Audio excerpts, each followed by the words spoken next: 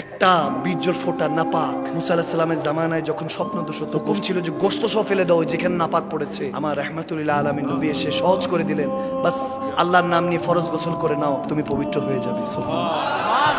সবকিছু আসান। ওখান থেকে ওই স্পাম থেকে 4 কোটি শুক্রাণু থেকে ডিম্বাণুতে যায়, ডিম্বাণু থেকে পরিক্রমা, ওই রেস শুরু হয়, লাইফ গুলি শুরু হয়, 500 থেকে 400 বাঁচে। মেডিকেল সায়েন্স বলছে বাঁচতে বাঁচতে মাত্র একজন দুনিয়াতে আসে। সুবহানাল্লাহ বলবেন না? যারা এই মুহূর্তে আমার কথা শুনছেন, আমি সহ আপনারা সবাই কত ভাই বোন পিছনে ফেলে আসছেন, সেখানে যেহেতু হারেন নাই, এখানে কেন হারবেন? কতজন তো জন্ম নেওয়ার সাথে তো মরে যায়, কতজন তো 5 বছর পরে পানিতে পড়ে মরে যায়, অ্যাক্সিডেন্ট হয়ে মরে যায়। যদি লক্ষ্য থাকে অটুট বিশ্বাস হৃদয়ে, হবেই দেখা হবে বিজয়, ঠিক কি না? আপনি এখনো হায়াতে আছেন, আপনার কত ভাই, কত আত্মীয়, কত বন্ধু, কত আপনজন এখনো দাফন করে রেখে চলে আসছেন, আপনি তো জিন্দা আছেন। তাহলে টেনশন কিসের? আপনি একমাত্র একজন উপরে ভরসা রাখেন, আর একটা প্রেম নিয়ে, একজন আদর্শ নিয়ে চলেন।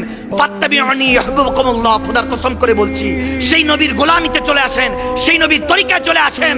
রাব্বে কারীম বলতেছে, তুই আমাকে কি খুঁজবি, আমি তোকে বান্দা থেকে বন্ধু বানিয়ে নিব। সুবহানাল্লাহ।